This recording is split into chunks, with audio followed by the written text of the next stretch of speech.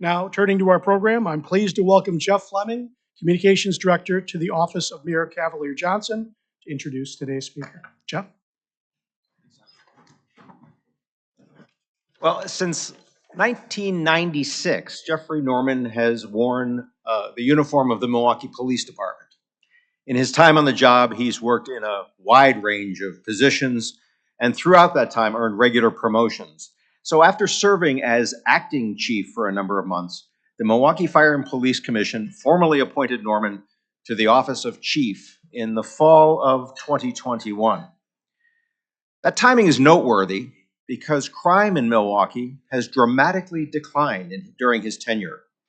Chief Norman will be the first to point out increased safety in our city involves far more than just police activity. Safety improves when everyone is working on a variety of different fronts. For example, the chief has prioritized community engagement in ways that have built trust and made neighborhoods safer. Chief Norman holds a degree in criminal justice from the University of Wisconsin-Milwaukee. He's also a graduate of Marquette Law School, and for more than 20 years has been a member in good standing of the State Bar of Wisconsin. I will add from his official biography, he is, quote, married to a wonderful wife, and they have two beautiful and intelligent children. It is my pleasure to welcome Chief Jeffrey Norman to the Rotary Club of Milwaukee.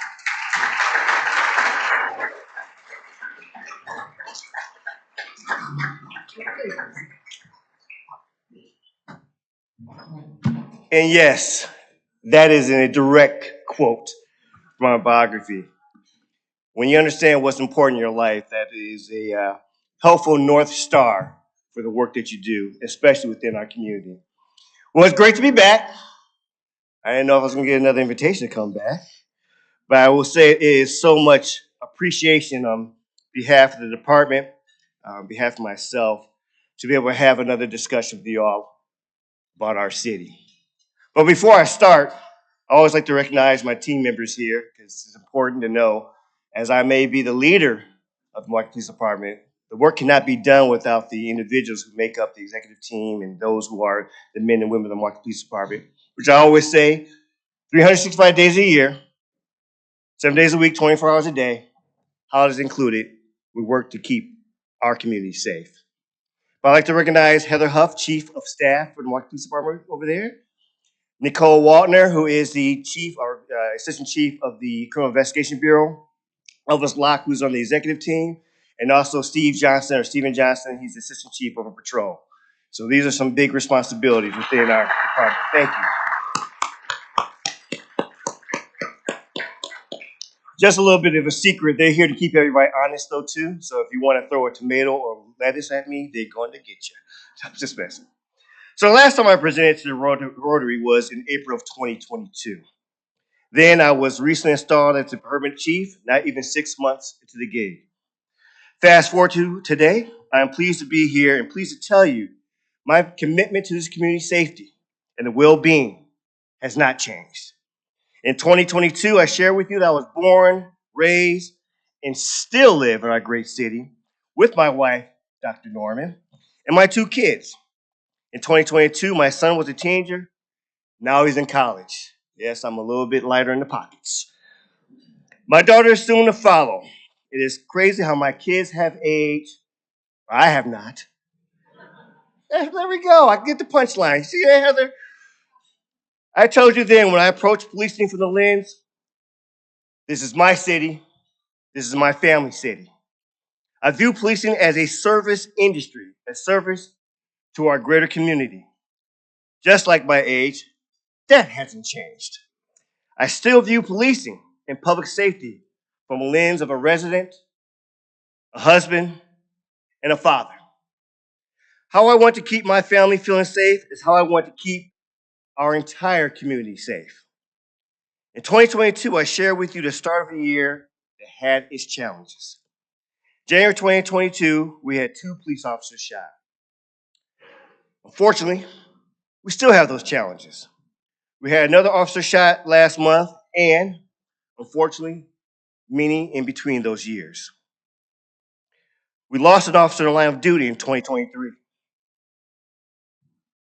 These challenges have not changed. We have real challenges in the department with mental health and well-being. Policing is not easy. It is long hours and responding to incidents that are haunting on a daily basis.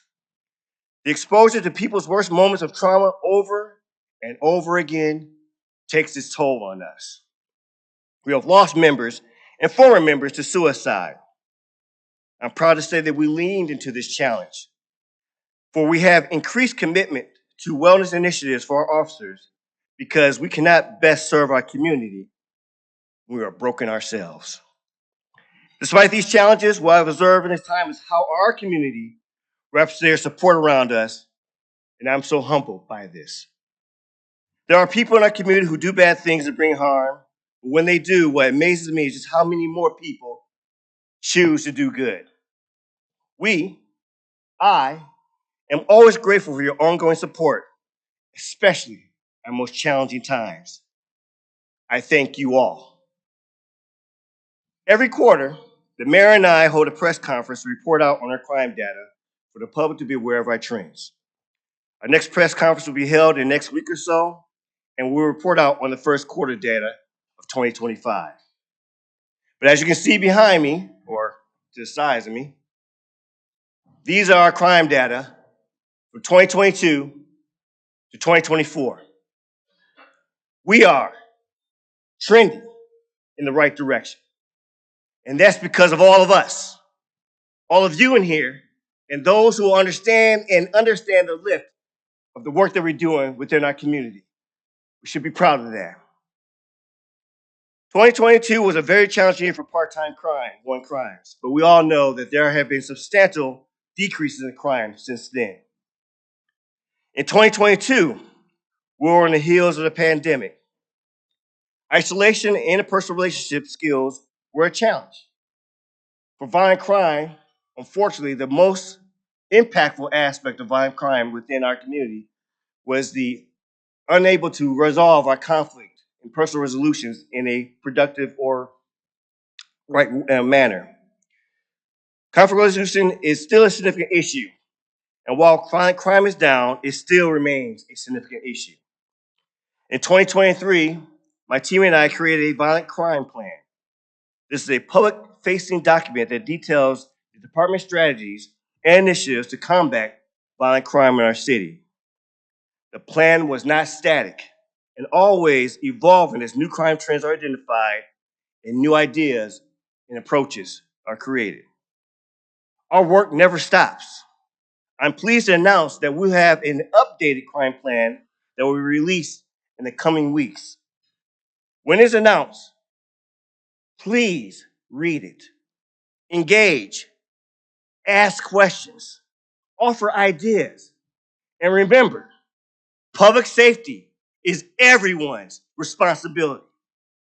Reckless driving has always been something that we had to highlight, especially in 2022. I wish I could be here to say everyone is now following the rules of the road, but those issues still remain. I said it then, and I will say it again. Reckless driving isn't just the worst of the worst who are driving in stolen vehicles with a complete disregard for drivers and pedestrians. Reckless driving is when everyone is thinking it's okay to go over 20 to 25 over the speed limit because you're in a hurry. Everyone can benefit from slowing down. Please remember to not be annoyed with someone who is choosing to go the speed limit. Please remember not to aggressively pass those who are slowing down. If we all make a conscious effort to slow down, the worst of the worst drivers may not have to drive so fast. In 2022, I share with you that community engagement and collaboration were my biggest priorities and passions. They still are. I said this then, and I'll say it now. The Milwaukee Police Department cannot do this work alone. This lift belongs to everyone. In 2022, I announced Marcy Patterson as our community engagement manager, who had just started her journey with the department. Since that time, our community engagement has grown significantly. Marcy now is a direct report to me, reflecting the importance of the community engagement and outreach. And I'd like to note that Marcy hit the ground running for the department, and since that time, we reestablished the Milwaukee Police Athletic League. We have other new initiatives like Rock with a Cop. We have established new partnerships with faith-based leaders and institutions. We have built strategies around community engagement for large-scale events like the RNC. I'm so proud of the work we've done in a very short time to build trust with our community, but we're not done. I challenge my team every day to find new ways to engage. My message to my entire team is that community engagement is not just events of kissing babies and shaking hands. Community engagement is every interaction we have with residents, with intergovernmental partners, with members of the Rotary. We must be and always be authentic, transparent, and professional in all that we do. Trust isn't built just by showing up to events every once in a while. Trust is built by how we interact each and every single day. In 2022, I acknowledge the work of the Rotary, the Milwaukee Urban Stables. I know Heather's over there just falling over herself right now. The stables provide true community engagement through equine therapy and programs for youth and veterans. We remain committed to support, and I'm so pleased that we began offering equine therapy to our first responders. Please accept our deepest appreciation to the vision and leadership of Mary McIntosh and the Milwaukee Urban Stable staff who have made it a priority to enhance our officer wellness offerings through this initiative.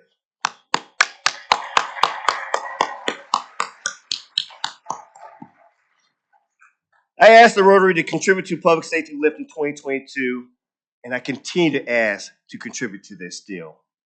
There are so many ways that you can help. You have platforms to help us message our recruitment efforts or for getting our messages to the public about how to stay safe. You can engage with the Milwaukee Police Foundation to provide supplemental financial support to an important lift of policing. The foundation helps us pay for technology, training, equipment, and other needs that are not funded through our budget. You can offer us ideas. You can advocate for our work. You can help us recruit new members. In closing, this work spoke to me in 2022, and I'm before you today to say that I'm committed to do it in 2025. But as I close out, additionally, I want to say this. Do not leave this presentation happy and pleased about the progress that was just reported out. Take this as a moment to understand the urgency, the importance of being a part of the lift of public safety. This is a commitment that our team, our department has, and I ask again that commitment from you all. Because together we can do this. Together we can be better. Together we'll have a more promising future for our city. So thank you so much for the opportunity to speak to you today. As I always close out to all my sayings, I wish you all to be healthy and stay safe. And I'll open the floor for some great conversation, comments, or even compliments, if you may. Love that all the time, but thank you again for allowing me to speak today.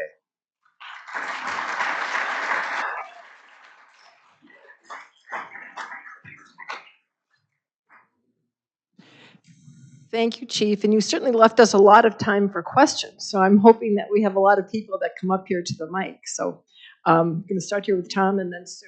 And just say your name for the audience who can't see. Tom Gale. Chief, we love it that you love it here, but we almost lost you to the city of Austin, Texas.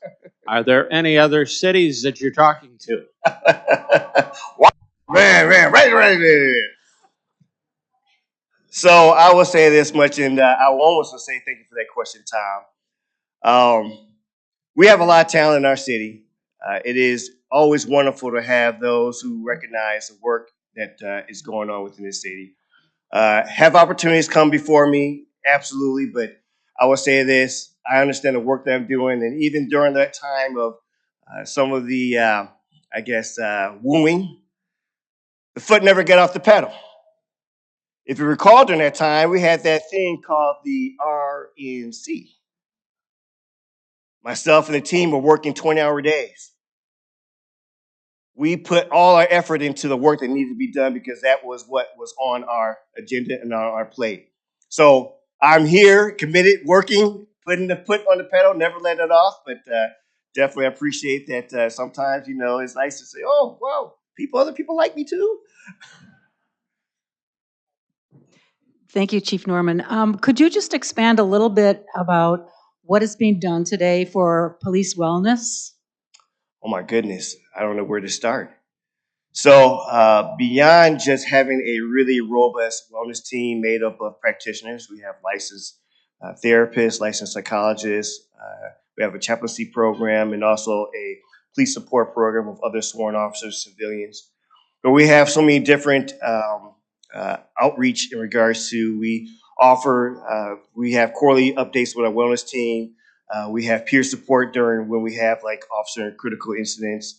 We do group sessions to have ongoing conversations about trauma because we all understand there's trauma within the department.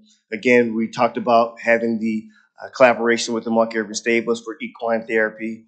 And we understand that, as leaders, we also involve ourselves with wellness, showing the role modeling to our men and women in regards to that. We also take having therapy and being able to talk out our particular issues.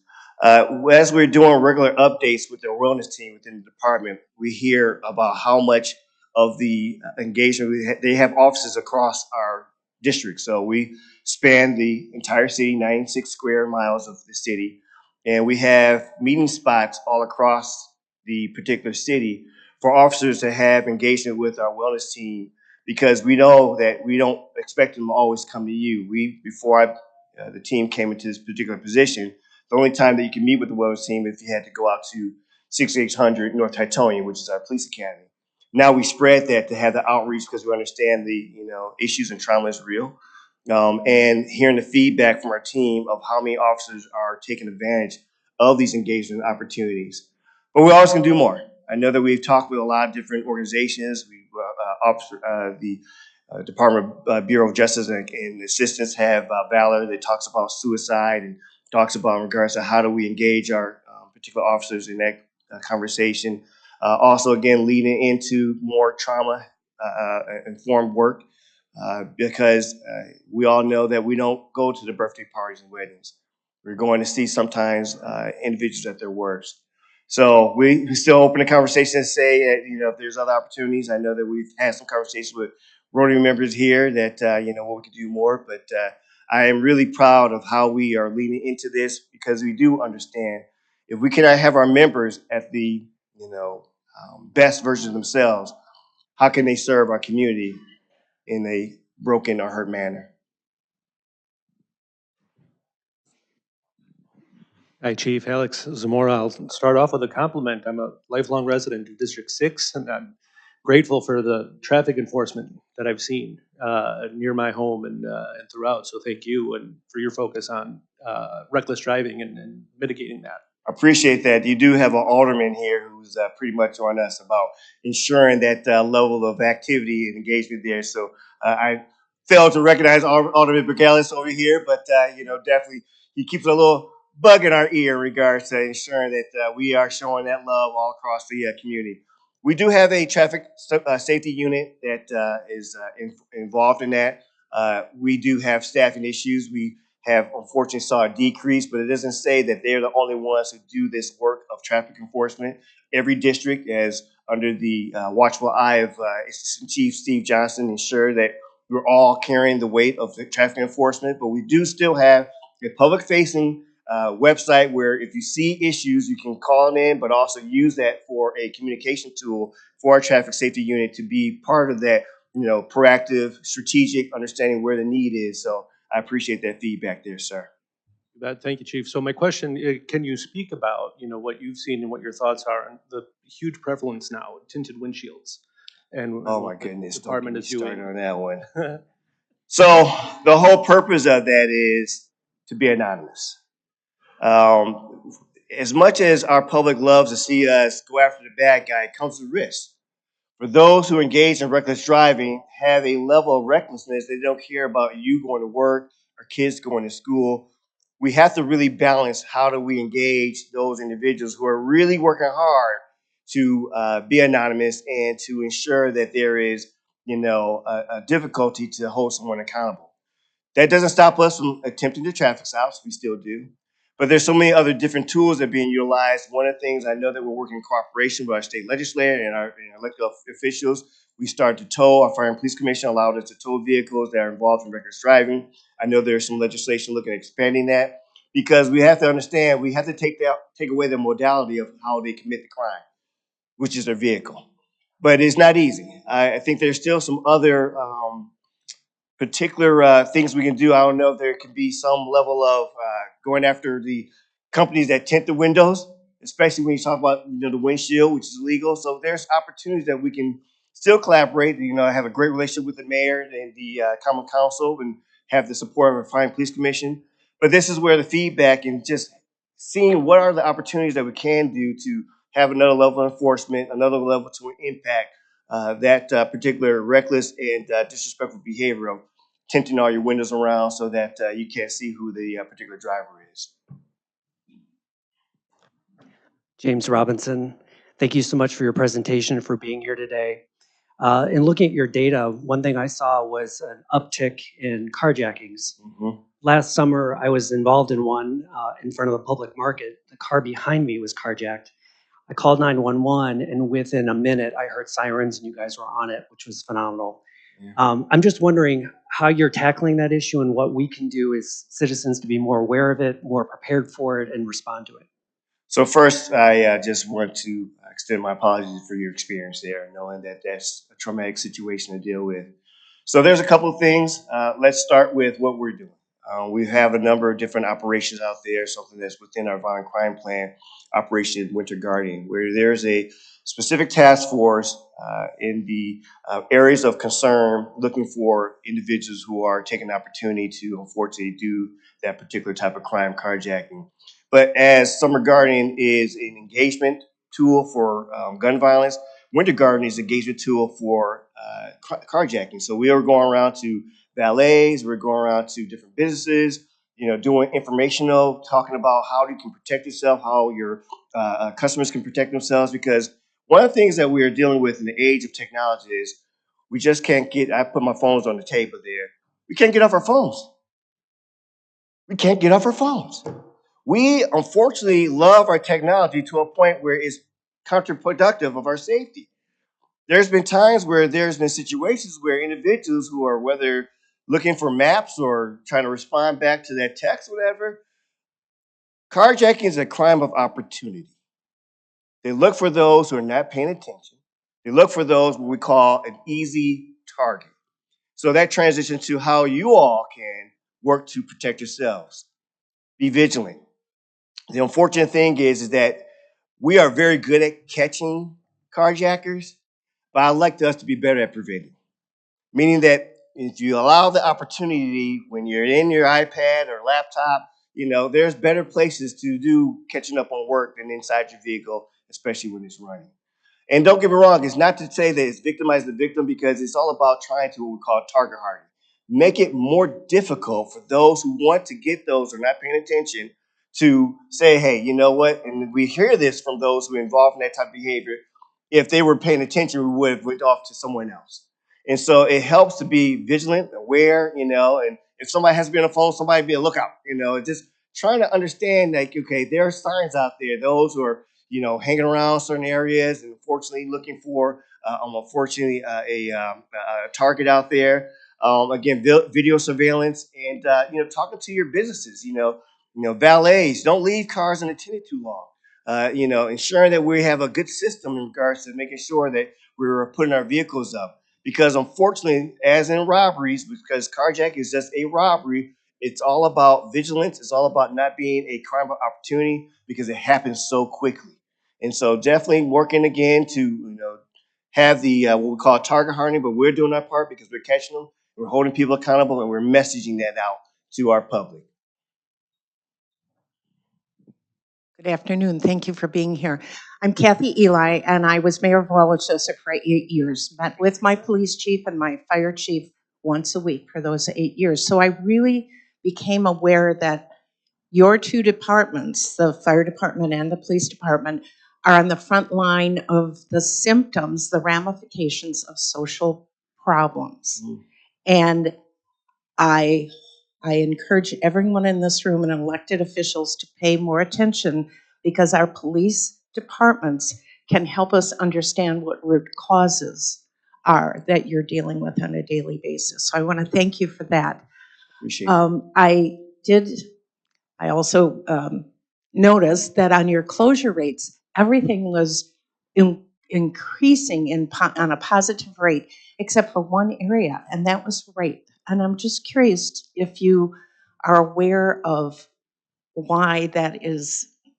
So when you look at the numbers, and that's probably that first slide in regards to the reported incidents. So for human trafficking and sexual assault, those are some very difficult investigations. And what really makes it difficult is the reporting of it.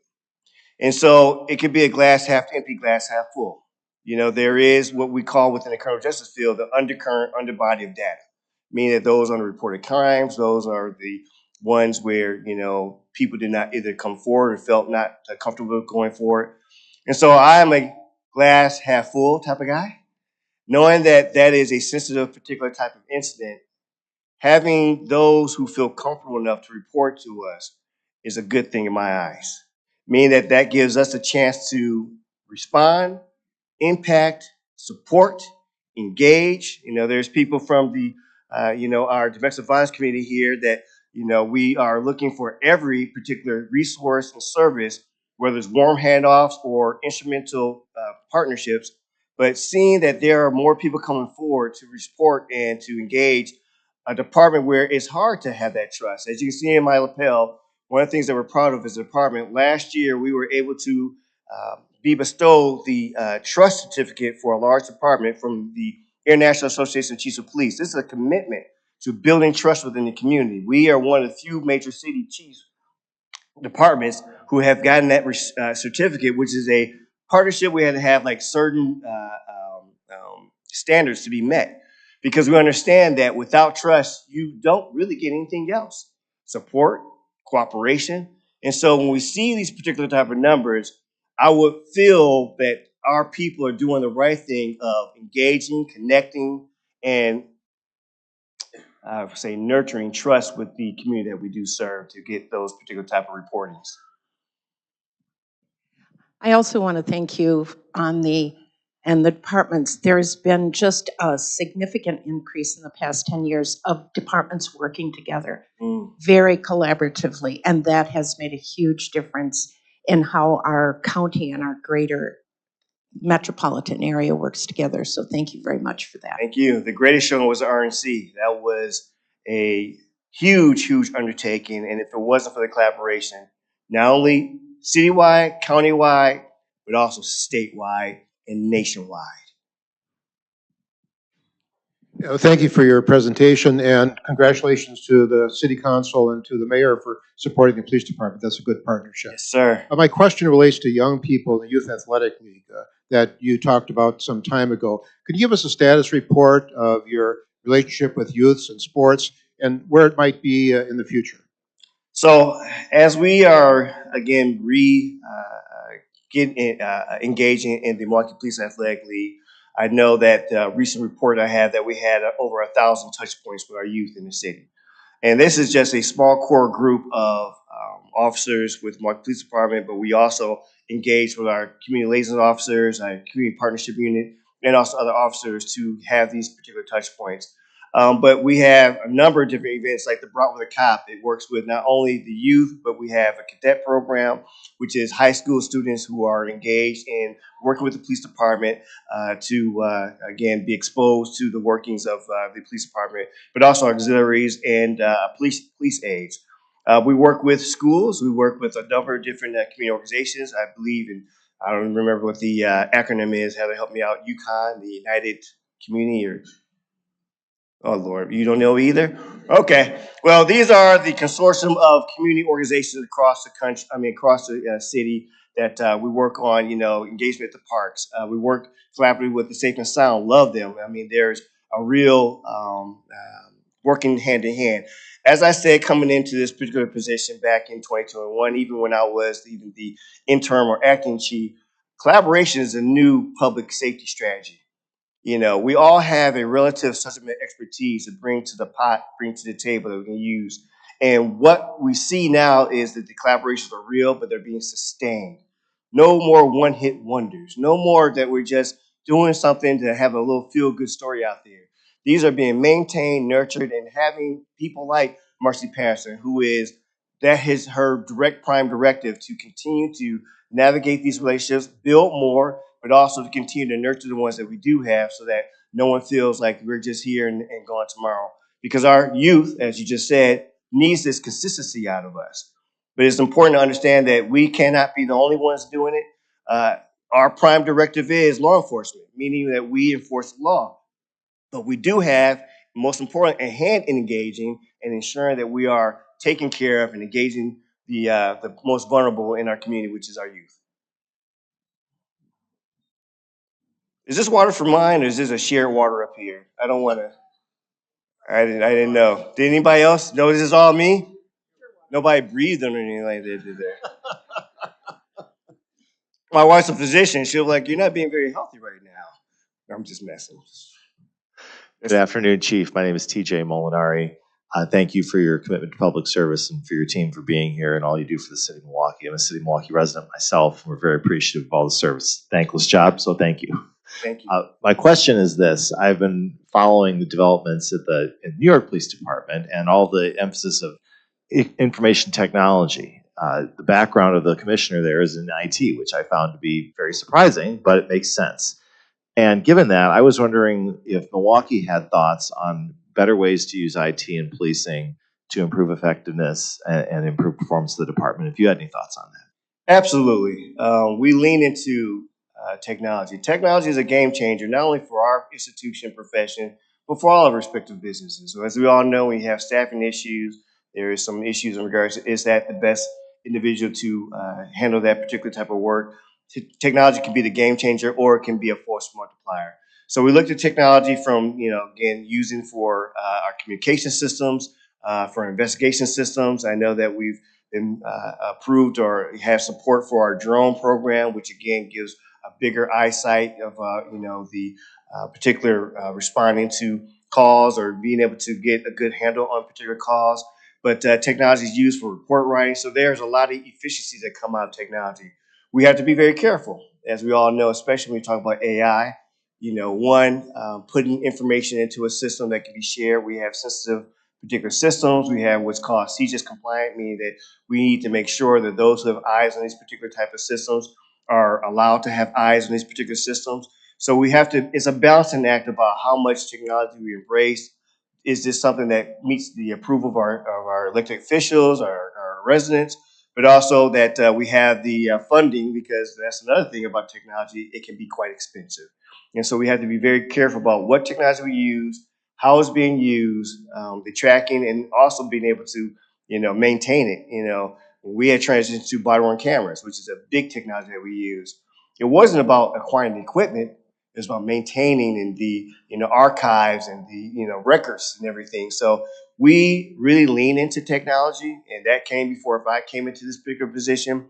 But even now, utilizing technology with some of the challenges we have is even more important within the right balance and understanding it's being properly vetted. But technology is a huge component in our services, how we deliver them, how we maintain them, and making sure that there is a transparency act to it, as you know, with body-worn cameras that technology is being used for. Hi, Chief Norman. Thank you for speaking with us today. My name is Elizabeth Evans Draper, and my question is, what would most help you do your job? If you could be given a resource, whether it's manpower, money, or even a particular piece of legislation that would really help you to move the needle in reducing some of the crime statistics, what would be most helpful to you in your department? Trust. Oh my goodness. I think sometimes we do more work proving that we are worthy of the resources, worthy of the support. Trust, and I've always said this, is the biggest thing to help our department. We have trauma in so many spaces within our community. Whether it's our elected official community, whether it's within our business community, are you going to do the right thing with the resources given to you? If there's anything that I can say that if I can get more of, is that trust this department. Trust the leadership. The proof's in the pudding. We're on the right track. Give us that support. And with that comes the resources, whether it's more increased budget, whether it's increased staffing. It's a challenge to hear people say, with policing, I wouldn't want my kid in that. My response is this: then who do you want there? If you can't feel confident enough that that loved one, I have 2 kids. If my kids came to me and said, hey, Pop, I'm coming to the police department, I will be proud. You know why? Because I raised them. I know what they're going to be like. And so too often we still have those issues of, do you truly, unequivocally, trust your department? Would you trust them with your loved one? It's more than just saying, hey, we support you, thank you. Show it in deed and action. And so that is always a challenge as we work through this new trajectory of policing in the 21st century. But I say this without hesitation.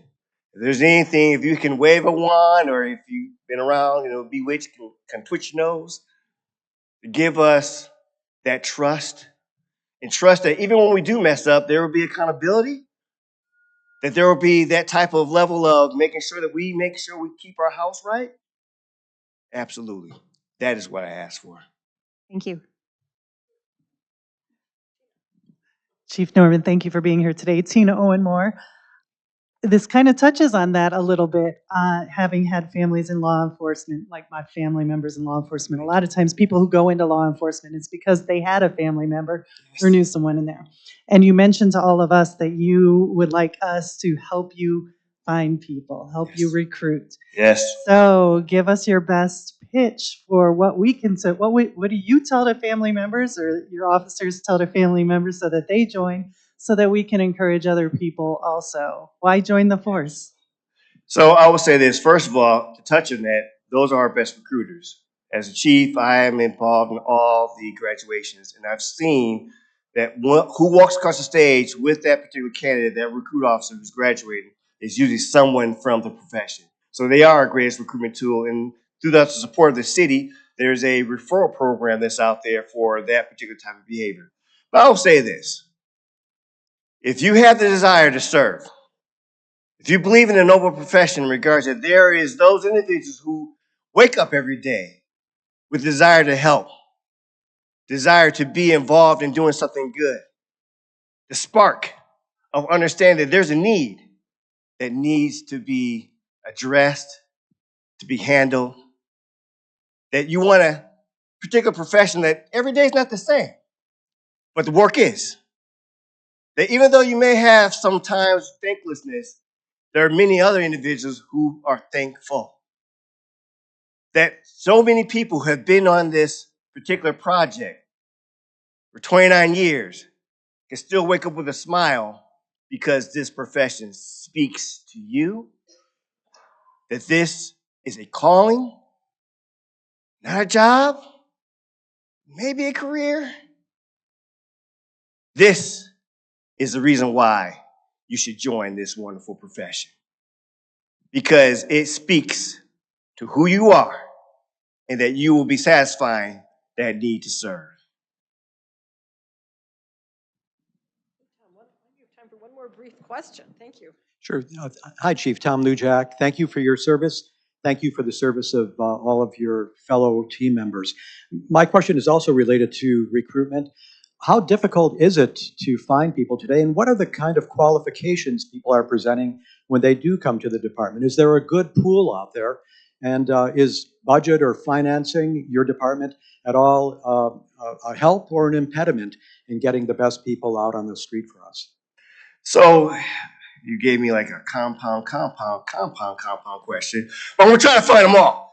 So in regards to recruitment, it is challenging. It's not the same that when I came on the profession back in 29 years ago, where you can have 4,000 or 5,000 applicants, but we're not doing horrible. I mean, there is still great recruit classes coming in. I just did a oath of office for a class of 30. Before that, we have, another class, I believe around 30 is going to graduate. So we're doing okay, but we always can do better. One of the things I always say, and again, comes back to what is our narrative in our community? What are we telling our future? What are we telling those who have an interest in the career? Do we encourage them and say, this is a great profession to be a part of? Or are you like, son, I don't know. You can get into, this business opportunity over here, or maybe you want to go into teaching over here. We need good officers. It's not a want. This is not an option. Every civilized society has a law enforcement component to it on some level. So how do we lean into that particular need, not a want? How do we narrate to the public? How do we ensure that those who are around us narrate to the public? We're not too uniform in that conversation right now. There is no officer within the Milwaukee Police Department, within this city, within this state, within this nation will fight you about bad officers. We don't like them either. We want them gone just as well as anybody else wants them gone. But we have to be admitting that we need officers. We're blessed to have a mayor and a common council who supports that. We're also blessed to have a legislator that supports that. But we need to have more conversations about what is the future policing look like. So another part of your question you asked, so what kind of officer are you looking for? I want officers who want to serve. You can teach them anything else, but you can't teach service. And if you don't have that desire to serve, this profession will eat you alive. Because there's so many things that can be disheartening, but if you want to serve, it empowers you because you know that you can create impact by your actions. So at the base level, do you want to serve? And why do you want to serve? I can teach you how to use a firearm. I can teach you how to improve your driving. But what I cannot teach is your desire to serve our community. And that I will not accept on my watch. You show me anything beyond that you want to serve this community, you have no home within the Milwaukee Police Department. And you can take that quote to the bank. Hi, Chief. My name is Peter Bergelis. As a citizen, I went to the Citizens Academy, and I thought that maybe you should tell the room about that experience. It was beneficial for me to learn more about the department, but why should someone from the community check out the Citizens Academy? Thank you, sir. And what does it mean? So the first thing is, it comes back to a conversation I had earlier about community engagement. These are intentional acts of engaging with our officers in regards to that. The Citizens Academy is you get to learn the inner workings of your police department. You get to know about the different rules of engagement, the different responsibilities. So they give you a kind of a taste test in regards to policing. We also have Citizens Academy number 2, where you get a little bit more deeper, but you get to learn about traffic stops or, how do you deal with, investigations, whatnot. And so you get a taste. I say that the Citizens Academy gives us 2 things as a department. One, I hope this is a taste that you say, you know what, I want more, meaning that you want to join the department.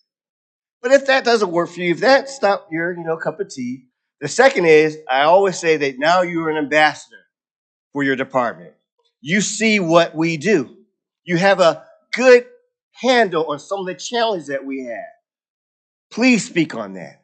Use that enlightenment for those conversations when we see those news clips, those social media clips. Because Citizen Academy exposes you to your department in a way that others don't have an opportunity or never had that opportunity to engage in. So the door is always open for anyone who wants to have that particular experience there, because we always love to be able to have more people become part of the experience there. So I see that the guy with the horn and the cane's coming up to pull me off the stage. I'd like to leave you with this. It is my absolute pleasure to be able to speak to you all today. I'm so humbled to be here after almost 5 years to have a follow-up conversation about the vision that was bestowed and put forth over almost 5 years ago, 4 years as permanent chief, that we're still accomplishing those particular goals. But I also know it cannot and it will not happen with all of you. So again, I'd like to say thank you. God bless you all. Please stay safe and healthy.